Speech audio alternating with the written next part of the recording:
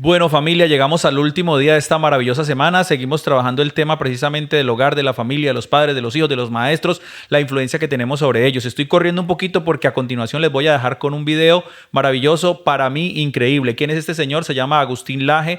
Ha sido pues una persona muy influyente durante los últimos años, sobre todo este último año, este par de años, se ha viralizado sus videos, su contenido, por eso le ha abierto puertas en muchos lugares. Es un hombre súper estudiado, es un teso en lo que hace, odiado en las universidades, odiados por los ideólogos, odiados por la gente progres y por todo lo que vivimos hoy en día. No es un hombre predicador, no es una persona que se pare a pastorear ovejas, es una persona que, una vez les digo, va a dar es datos, y desde ahí él da la pelea. Él da la lucha desde los datos científicos, cualitativos, cuantitativos, desde los datos que él puede sacar estadísticos de muchas cosas, y se está parando en lugares importantes. Tanto así que este discurso lo dio hace poquito en Perú, en el Congreso peruano. Imagínense ustedes, esto me llena de esperanza de saber que hay gente que, como él llama el libro que él mismo sacó, Batalla Cultural, él está dando la batalla cultural. Nosotros sabemos que es una batalla espiritual. Yo creo que debemos admirar a personas como estas y debemos tomar las banderas y respaldarles en oración a personas como estas. Escucha esto, repito, no tiene versículos bíblicos, no tiene pasajes bíblicos, no tiene la Biblia por delante, pero sí son personas que debemos respaldar en oración. Y creo que esto te va a abrir los ojos y te va a poner en contexto de lo que estamos viviendo, de lo que se nos viene, y de fortalecernos nosotros en el Señor para seguir adelante en esta labor maravillosa de construir sociedad a partir de la familia, del hogar, de la crianza de nuestros hijos. Recuerde, Agustín Laje en el Congreso peruano. Arrancamos. El hombre no puede sobrevivir solo. Ese es el hecho. Ese es el hecho en cuestión. El hombre no puede vivir solo. No está hecho para vivir solo. El hombre es social por naturaleza. Y el primer grupo social del hombre, y el más fuerte de todos, es justamente la familia. Robinson Crusoe es un cuento. El individuo átomo es un modelo abstracto. Llegamos en grupos ya formados que denominamos familias. La sociología, como ciencia de la sociedad, desearía saber qué ocurre con aquellos hombres que no conocen lo social. Una gran preocupación para la sociología es precisamente esa, en la cual se juega la legitimidad de su propia ciencia. ¿Qué pasa con el hombre que no conoce lo social? Claro que las reglas de la ética le impiden cualquier experimentación al respecto, porque sería antiético aislar, por ejemplo, a un ser humano de su entorno social para ver qué ocurre con él. Sin embargo, no han faltado extraños casos en la historia donde se han hallado niños perdidos en bosques que habían sido criados por animales. Uno de los más estudiados por los científicos es el caso de Víctor de Aveyron, encontrado en Francia en un bosque cerca de los Pirineos. Tenía 10 años cuando lo encontraron. Pasó por una eminencia de la historia de la psiquiatría, Pinel, y pasó después a manos de otro científico, Jean-Marc Gaspard, que escribió sobre él lo siguiente. Dice así: era un niño desagradablemente sucio, afectado por movimientos espasmódicos e incluso convulsiones, que se balanceaba incesantemente como los animales del zoológico, que mordía y arañaba a quienes se le acercaban, que no mostraba ningún afecto a quienes le cuidaban y que en suma se mostraba indiferente a todo y no prestaba atención a nada. La ciencia hizo todo lo posible para tratar de insertar en la sociedad a Víctor de Aveyron y fue imposible. Víctor murió con 41 años en un estado que parecía más un animal que un ser humano. Este caso y otros parecidos llaman la atención al menos sobre dos realidades. Por un lado, la neuroplasticidad. Hoy sabemos que el nivel de neuroplasticidad es mayor en los primeros años de vida y que la neuroplasticidad se va perdiendo conforme va avanzando el tiempo. Lo que un ser humano experimenta y aprende en los primeros años de vida resulta fundamental para el resto de su vida. Esa es la enseñanza. Víctor no pudo nunca insertarse en sociedad porque esos primeros años de vida no vivió en sociedad, no tuvo ninguna familia. El caso llama la atención sobre algo bien sabido, pero habitualmente olvidado en una época como la nuestra, marcada por el ultraindividualismo. Esto es que el hombre es un animal social, guste o no guste. Su primer grupo social se llama familia. Es en ella donde nace y es en ella donde recibe un tipo de afecto que no tiene igual en ningún otro grupo social. No tiene igual en un sentido muy concreto, y es que por regla general los miembros de una familia están dispuestos a dar la vida por otro miembro de la misma familia. Esa regla que es general en ese grupo que llamamos familia, donde un hijo está dispuesto a dar su vida por el padre o por la madre y un padre o una madre está dispuesta a dar su vida por un hijo, no se repite como regla general en ninguna otra organización social. En ninguna. Piensen ustedes más aún, las Fuerzas Armadas. Bueno, las Fuerzas Armadas, precisamente porque no es una regla general dar la vida por un camarada, es que se condecora y se considera héroes a quienes sí lo hacen, porque rompen la regla general que es la de sobrevivir individualmente. En la familia, en cambio, pasa todo lo contrario. El instinto te lleva a poner el cuerpo si algo le puede pasar a tu familia. ¿Cuántos padres peruanos estarían dispuestos a dar su vida por sus hijos? ¿Cuántos hijos peruanos, argentinos, chilenos, colombianos, de cualquier lugar, cuántos estarían dispuestos a dar su vida por sus padres o por sus hermanos? Entiendo que muchos. No solo la respuesta consciente, sino el instinto de arrojo por los miembros de ese grupo primario que llamamos familia resulta automático en la mayoría de los casos. La historia de los tiempos modernos, sin embargo, es la historia del asedio a la institución familiar. La centralización del poder en el Estado y el constante incremento de la intervención en la sociedad, por un lado, y la creciente especialización de las instituciones sociales, por otro lado, fueron minando las más diversas funciones familiares hasta reducirlas prácticamente a la nada. Volvamos entonces rápidamente a la noción de célula. Una función vital de toda célula, ya lo dijimos, es la reproducción. La familia se estructura como una institución en la que se resuelve la reproducción biológica y la reproducción cultural. Biológicamente se necesita un hombre y una mujer para tener hijos. No existe otra manera para reproducir la vida en nuestra especie. Por eso la familia biológica se compone de un hombre y de una mujer. Sociológicamente, por otro lado, se necesita de aquellos que conozcan y vivan una cultura para que ésta resulte transmisible a quienes recién llegan a ella. Quien recién llega al mundo desconoce por completo cualquier cultura y así aprenderá a vivir en sociedad de la mano de quienes ya saben hacerlo, y por regla general estos son sus propios padres y sus hermanos mayores. La familia es la célula básica de la sociedad, entonces, porque en ella se resuelve la reproducción, tanto biológica, sin la cual no habría nuevos individuos, como sociológica, sin la cual los individuos humanos no podrían realizar espontáneamente su naturaleza social, como le pasó a Víctor de Aveyrón.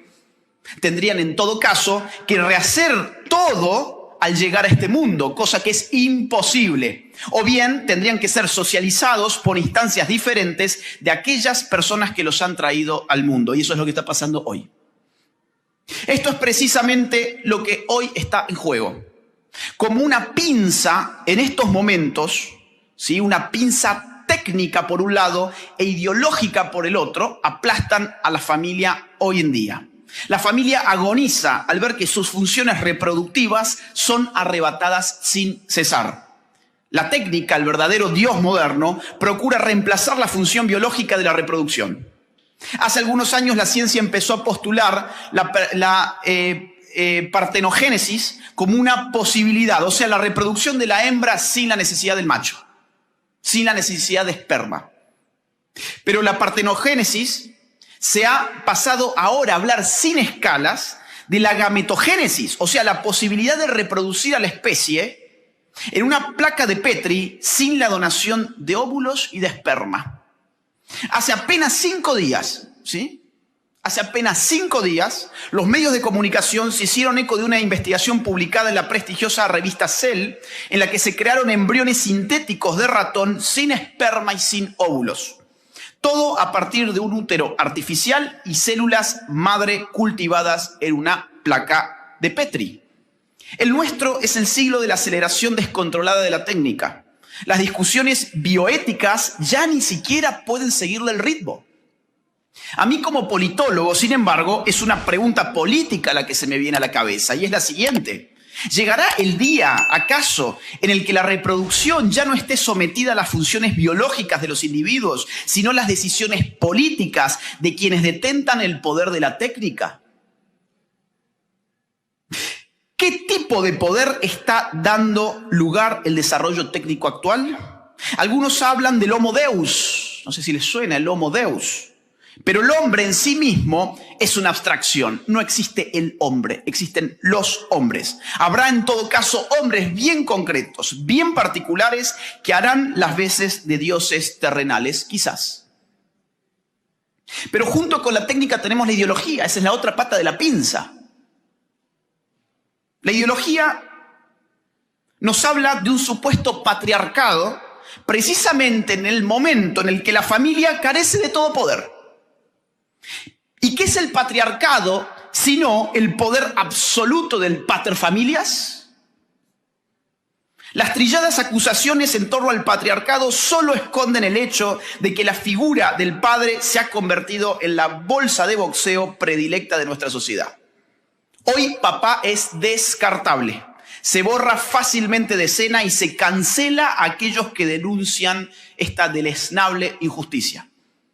El cuento del patriarcado solo encubre el verdadero sitial del poder que no reside en el padre de la familia hoy en día, sino en élites internacionales, en organismos internacionales y en ese gran padre que es el Estado moderno. La ideología, por otra parte, encantada con las hormonas sintéticas, los bloqueadores hormonales y las cirugías de mutilación genital y mamaria, nos insiste con las bondades del cambio de sexo y la presunta fluidez del género. Cualquiera puede ser hombre, cualquiera puede ser mujer, pero ¿cómo hablar de hombres y mujeres es binario? Más bien habría que decir que cualquiera puede ser lo que se le antoje. Hoy una cosa, mañana la otra.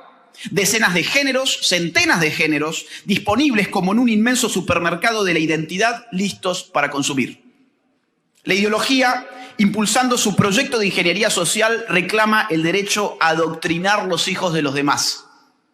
Así termina de asestar un tremendo golpe a la familia en lo que concierne a sus funciones de reproducción social. Lo que la ideología le dice a la familia es lo siguiente: usted, familia, debe esforzarse por ser algo parecido a un mero hotel. O sea, un lugar donde los individuos duermen, comen, van al baño y miran la televisión. Punto final. Ustedes, padres de familia, que tienen la obligación de alimentar, vestir y dar techo a sus hijos, tienen, sin embargo, la prohibición de educarlos con sus propios valores. Ustedes, padres de familia, deben ser meros adultos proveedores de cosas. No se les ocurra querer proveer valores, creencias, costumbres y, en una palabra, cultura a sus hijos, porque esa función le corresponde a la política. Todo esto se maquilla, en verdad, con palabras que suenan muy simpáticas. Lo que se dice es que los niños son sujetos de derecho y que tienen derecho a recibir educación sexual. Lo que realmente están diciendo es que los niños son del Estado, que es el que formula finalmente el derecho positivo, y que deben ser adoctrinados en ideología de género. Porque asumámoslo de una buena vez, lo que llaman educación sexual, tristemente, no suele ser más que una burda ideología de género desparramada en todos los niveles. Así se va destruyendo a la familia. Si los padres no pueden enseñar a sus hijos su forma de ver el mundo, su forma de vivir en el mundo, la relación padre-hijo se empobrece. Quizás en esto encontremos una pista sobre por qué aquella figura, en otro tiempo admirable, del padre sacrificado, hoy se ha convertido en un motivo de vergüenza pública. Ya nadie quiere jugar ese rol. Nadie debería dejar de ser feliz por causa de un hijo, se dice por doquier. Y el hijo es precisamente una obstrucción para la felicidad del adulto. Quita tiempo, cuesta dinero, clausura proyectos y deseos personales. No tener hijos se convierte en una decisión óptima. Abortarlos, si vienen en camino, es la opción que debe estar abierto a todos, sobre todo si uno es pobre. Si ya han nacido, abandonarlos o al menos apartarlos de la vista la mayor parte del día, entregándolos a agentes externos de socialización y de crianza, es todavía una salida al infierno de una paternidad cuyo sentido está a la deriva. Las publicaciones de todos los días en los medios de comunicación nos indican que lo mejor sería abstenerse de tener hijos. La paternidad empieza a ser construida discursivamente como una maldición. Y esta imagen se difunde por los más importantes medios de comunicación. Les pongo un ejemplo, un titular. Dice así: los padres desperdician 4.000 horas de su vida durante la crianza de sus hijos, titula el portal de uno de los canales centrales de noticias argentina, TN. Según un estudio, un papá o una mamá malgastan unas 219 horas por cada año que dura la etapa de educación de sus hijos, reza la bajada de línea. La crianza de un hijo se vuelve desperdicio y malgaste cuando la relación padre-hijo resulta instrumental y deviene cálculo económico. Una nota de la BBC titulada "Cuando una mujer elige no tener hijos" cita el testimonio de una entrevistada. Dice así: me encanta tener mi propio espacio y pasar 2 meses al año viajando. Además están mi profesión y mis amistades. El sacrificio de no viajar 2 meses al año se le presenta a la entrevistada como demasiado absurdo frente a las potenciales retribuciones de la maternidad. De ahí que un conocido medio español, El País, insista con titulares como "las parejas sin hijos son más estables y felices", en la que se advierte que los hijos pueden dañar las relaciones de pareja. La sola idea de la paternidad se ha vuelto tan irracional que incluso se ha empezado a hablar de tocofobia como miedo irracional a quedar embarazada. En una sociedad con la familia a la deriva, las mascotas reemplazan a los hijos. Aquellas no requieren el mismo nivel de entrega ni compromiso. Los perros se humanizan y los niños se animalizan y cosifican. Un saco de células o un parásito que invade el cuerpo materno se aborta sin más.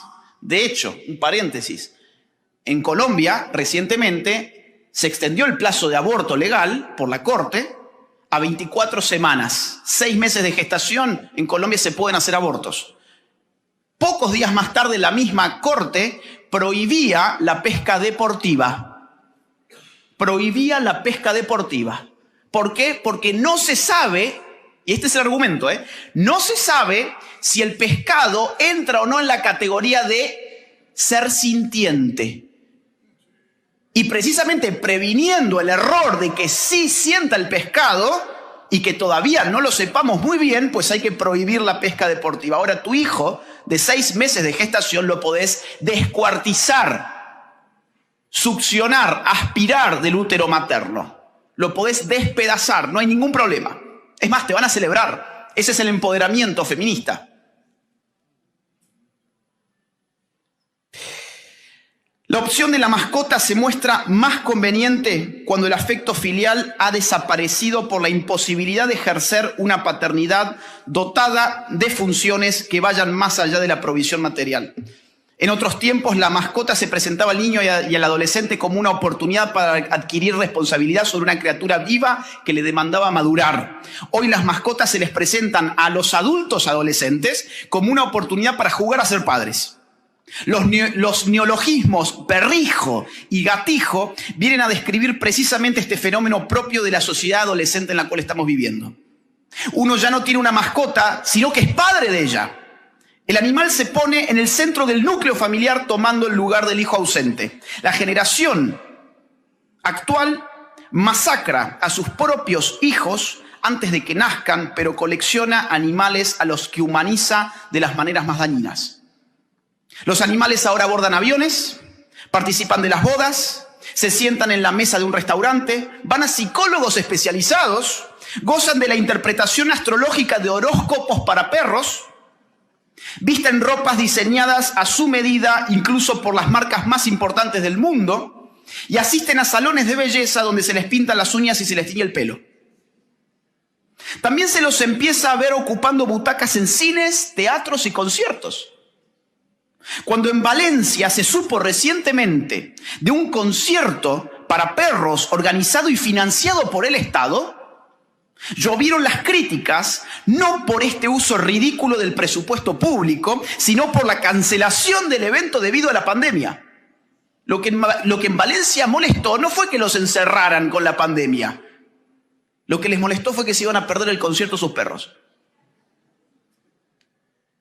También durante la pandemia abrió en Manchester un cine para perros, en el que el dueño del animal puede someterlo a mirar películas protagonizadas por otros perros, tales como Bolt, La Dama y el Vagabundo y Homeward Bound. ¿Hace falta remarcar que humanizar a un animal es dañino incluso para este último? La familia está en crisis. Y si la familia es verdaderamente la célula básica de la sociedad, su crisis significa una tremenda crisis de la sociedad como tal. La sociología sabe muy bien que lo que en su jerga llaman desvío social, o sea, comportamientos socialmente desviados, tales como el crimen, la violencia, el abuso de drogas, etc., está en relación directa con las disfunciones familiares. En otras palabras, se sabe que en una familia bien constituida y funcional, el individuo tiene menos probabilidades de desvío social. Pongamos el ejemplo de Estados Unidos, y ya cierro.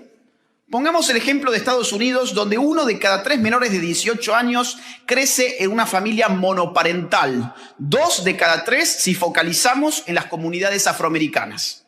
Y el 75,6% de ellos, a su vez, vive con una madre soltera.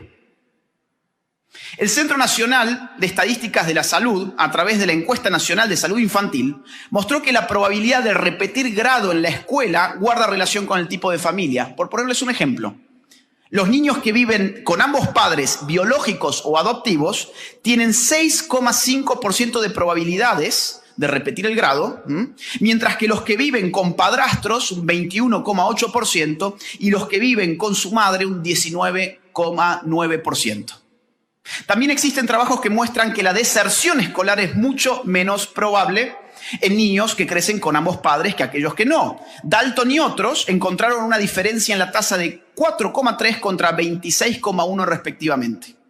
En temas de sexualidad, un estudio longitudinal de Ellis y otros, que acompañó la vida de niñas desde los 5 a los 18 años, encontró que la ausencia del padre estaba asociada significativamente con una iniciación sexual temprana y con el embarazo adolescente.